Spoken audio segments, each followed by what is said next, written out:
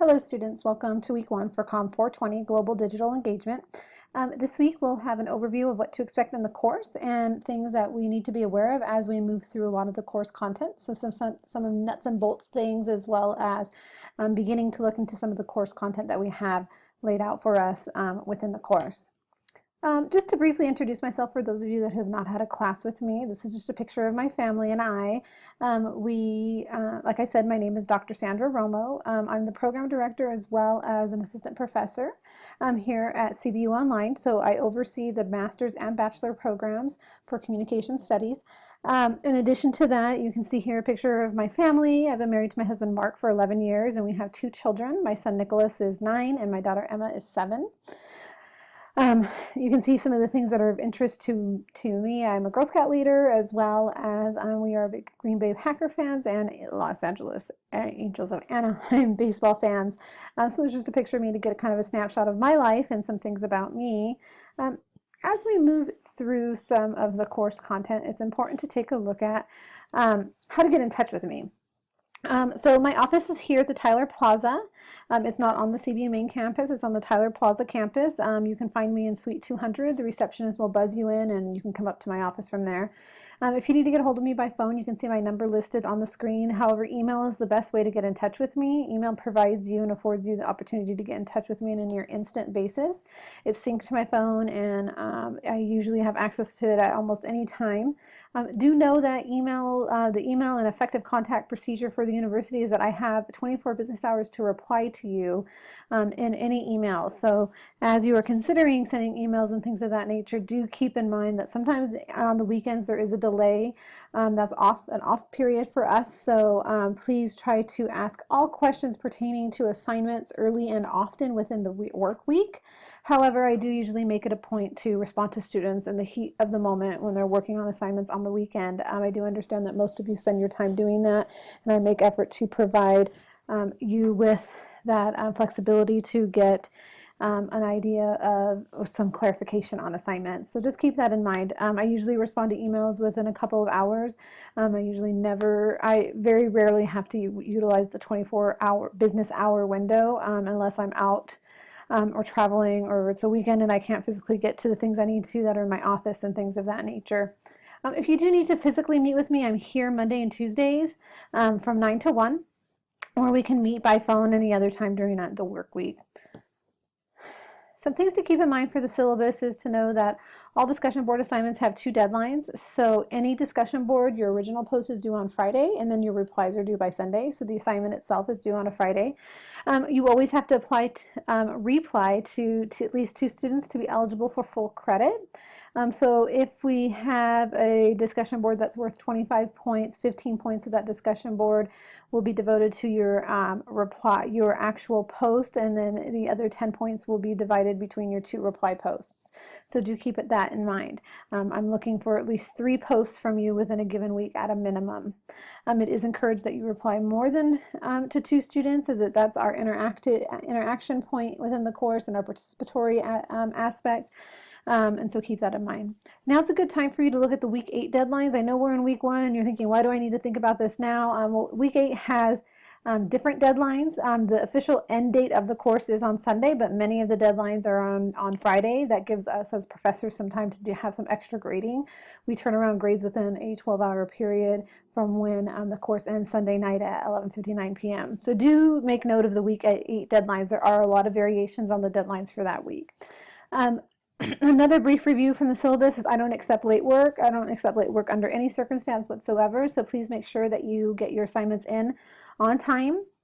Plan ahead and accordingly for situations that may arise throughout the semester that may prevent you from turning work in on time. So if you know you're going to be traveling in week 3, it's good for you to know that maybe you need to complete the work in week 2, or you need to get in touch with me in week 2 to let me know that there may be a situation with your work being submitted.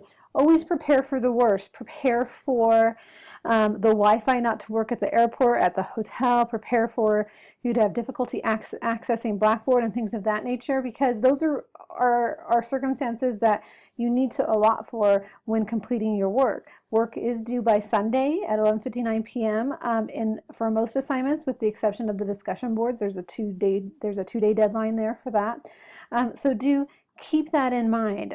For example, in the last term, you have to submit your final project to SafeAssign by Friday in week 8, and there was a university-wide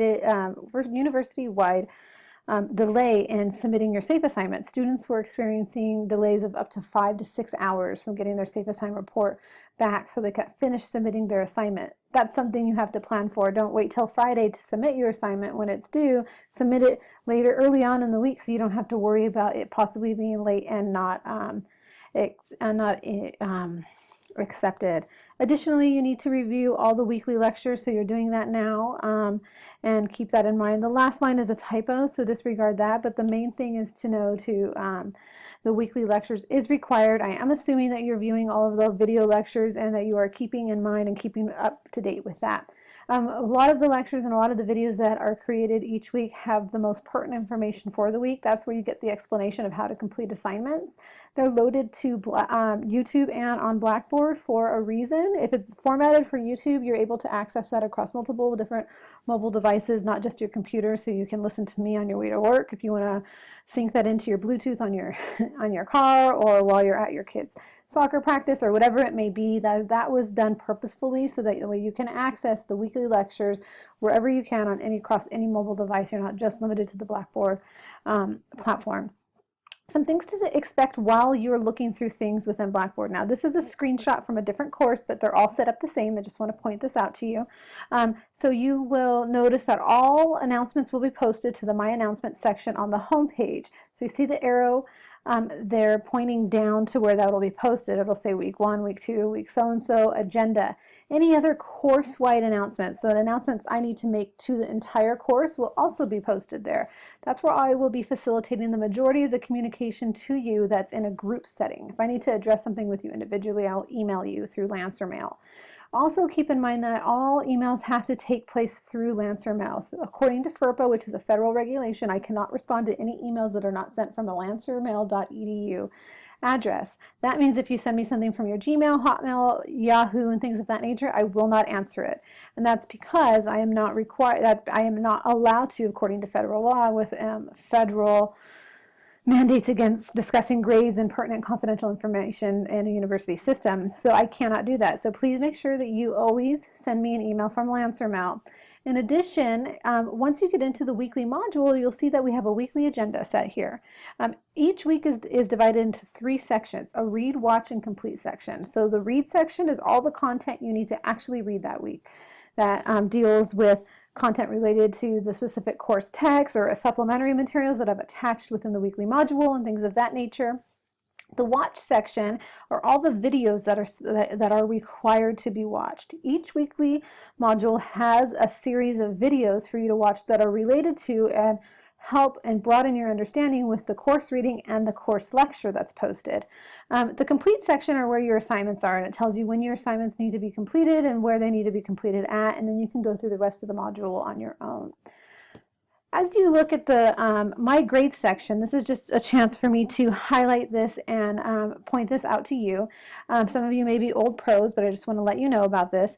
So in the My Grades section, you click the hyperlinked title for the assignment.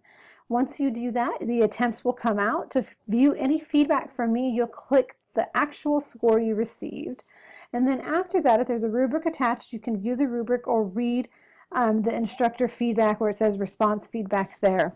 Sometimes you will need to click to expand if there's a lot of text replies there. Do keep in mind, generally I provide extensive feedback for assignments that have a score of 80% or less. If you're in that C to D range, you will have extensive feedback. If you're in the 80 to 90% range, so you earned a B or an A on the assignment, the feedback will be minimal because you've done an above average job or an excellent job on the assignment, and there's very little room for you to improve. And so just keep that in mind. I don't think that there's something missing there. That's purposeful. You're doing what you need to do. A B and an A grade are excellent grades to receive, and that's what you should be striving to receive, earn on your assignments. So the week 1 agenda this week tells us we're going to be reading the preface of the Global Communication Theory, Stakeholders, and Trends text, and you're going to also read chapter 1 and 2. These are very short chapters, so it shouldn't be too difficult for you to get through that content. And then there's also a series of videos that you'll be watching. One is my lecture, and another one is on capitalism. One is on on McPhail, the author of the text, giving an intro to the book, and then another one's on communication models. You also have a discussion board number 1 due on Friday with reply posts due on Sunday, and your midterm topic selection and rationale is also due this week. That's done purposefully because you'll be reading an outside book that you'll be acquiring on your own to read and do a book review for. So I want to know by the end of this week that you've thought about that, you've chosen the book, and you know you need to purchase that in time to do the assignment in week 4. Discussion board 1 asks you to answer some of the questions below, but you'll have a minimum post of at least 350 words. All your reply posts will be at least 150 words. So what you're going to do is spend some time on the United Nations Millennium Developmental Goals website. Spend some time in there going through, watching the videos, clicking on links and things of that nature. What you're going to do then is construct a post of at least 350 words that tells me what you think the UNMDGS is and why they are important. You're going to also talk about how they provide a framework that entails both direct and indirect communication applications or applications to communication, and provide a general reflection of the website. We'll see after the course readings really what the purpose of this website is, how it relates to global communication and that digital engagement. So digital engagement is keeping in touch and in tune with one another by using new media strategies as well as digital communication tools and platforms like the web, social media, stuff like that. And that's what's required of you to do that there. The next thing you'll be working on is your midterm selection. So if you see here, there's a list of 5 books that you can review that deal with digital engagement, social media, new media, and communication in some aspect. The Liam Burnoff text, Groundswell, is a phenomenal text to read. It's listed first for a reason. Qualman is also a great text. Socialnomics is an easy read. It's a fun reason. It really goes into how you can apply social media to more of an economic and communication aspect. So you can go through the list there and pick one. What you're going to do this week is you're going to pick a text and provide a 200-word rationale, so reasoning and explanation as to why you want to read this book for your midterm. You will need to purchase this book and read it sometime before we end week 4 because the midterm is due at the end of week 4. In week 4, you'll notice when we get to that point that your book review will need to be at least about 4 pages in length, and there's a criteria for you of things for you to answer there. When you get to that. So if you have any questions or you know of another phenomenal digital communication media text or book that you really want to read, you can propose that to me. You will need to propose that to me though prior to turning in your topic selection. Otherwise you need to just pick a book from the list here provided for you. As we get into the course content this week, I want to highlight what some models of communication are. So there's virtually 3 or 4 known and widely recognized models of communication. A model of communication is a way that we communicate. So the first one is linear. That's considering that all communication takes place across a line, and the communication only goes in one direction, and it begins with a source and it ends with a receiver, and the message is sent across that line. It's a very basic form of communication. It's a very it's not outdated, but it's a very just simple way of viewing communication. It's linear. All communication takes place across a line. It's a message being sent from a sender to receiver. You can get more sophisticated and talk about noise and effects and things of that nature that can affect how that communication is translated and transmitted across the line. And there are arguably some uses for it in what we talk about within the course itself. We're talking about digital engagement, so we need to understand the use of linear communication as we send content perhaps from a sender through a social media network to a receiver, and what that means in terms of that linear model. An interactive view of communication or interaction is looking at the back and forth present. So it's still in this linear idea of communication, but now we're saying that communication can take place not just on one side of the line, always moving in one direction, but it can come back across that same line, and you can have a back and forth exchange. You're not really deviating from any communication that takes place across this linear model, but it can be sent from the source to the receiver, from the receiver back to the source. A transactional model of communication gives this idea that communication is more than just a back and forth process. It's rather a give and take, where exchanges involve source and receivers responding simultaneously to one another and gaining something from that communication. So instead of just saying something, you need to complete this and give it to me by 4 p.m., they say, okay, here it is, and give it back. Rather, it's a give and take. The purpose of sending and receiving messages is a give and take, where exchanges are involved in the give and take relationship of what the value is of communication. The fourth model gets a little deeper than that. What it tells us is ritualistic communication tells us that communication moves beyond this idea of a mere transaction or an interaction or just this linear model, and considers that all communication is part of a communicative experience with one another. The goal is not just sending messages back and forth for an interaction or a transaction. Rather, the goal is building a ritual with one another that builds into the experience of what communication is and the value of what we get out of that communication with one another. Think of it as if when you sit down and have a really good in-depth conversation with somebody you're really close to, a best friend, a loved one, a spouse, whatever it may be, and you sit there and you think, wow, this is a really great conversation. I feel we bonded over this topic, or I really got to know you, and things like that. Your communicative interaction at that point has moved beyond being linear interaction, interactional and transactional. Now it's become ritualistic. You've taken part in a communication experience, only experienced by the two of you. And you're building this ritual and idea of what a communicative relationship is with one another. So you've gotten to the point where your communication is deeper and you now are more intimate, and the value of communication is about the experience of experiencing one another more than what you're saying. So those are models of communication. You'll find throughout your area of study and communication studies here, at least within CBU, and then if you move into graduate studies, that these four models are widely used, yes, but that we'll see that there are more widely used in certain instances, or arguably in every instance of communication, depending on where you fall along the scholarly side of believing how models of communication are used, which you'll decide at a later date. Most importantly, it is important to look at the New World Information and Communication Order. This came to be after the late 1800s and such, and even within the World Wars, how communication was unbalanced and unequitable among different nations. So the New World Information and Communication Order, the NWICO, is an international communication group that is designed in doing three things. It wants to provide an evolutionary process to seek more just and equitable balance and flow of content and information in all countries, as well as a right to national self-determination of domestic communication policies, as well as, at the international level, two-way information flow reflecting more accurately the aspirations and activities of less developed countries. So what we found in some of the wars in the late 1800s and in the early 1900s through the world wars was that there are many countries that aren't being representative or having a valued seat at the idea of mass communication and reporting what's happening within the country. This is where Hitler really came in and was able to take control of a lot of European countries. They didn't have a strong model in terms of how to control media, not only just how to control media, but how to disseminate and create the media out and give it out to the public so that they are able to know. So NWICO was really promoted as a way to remove this vestige of colonial control and restore balance to countries. So countries that were under the order of Great Britain and things of that nature had to follow in line with what the BBC was telling them to report and things. And what the New World Information and Communication Order said, hey, you know what? We need to give a certain amount of this back to the communities, back to the countries themselves, so that they can create an agency of their own and restructure a system of media and telecommunication priorities in order to obtain greater influence over their own media, which in turn will create better forms of information technologies and communication strategies and develop their economic means, cultural means, and political systems at the same time.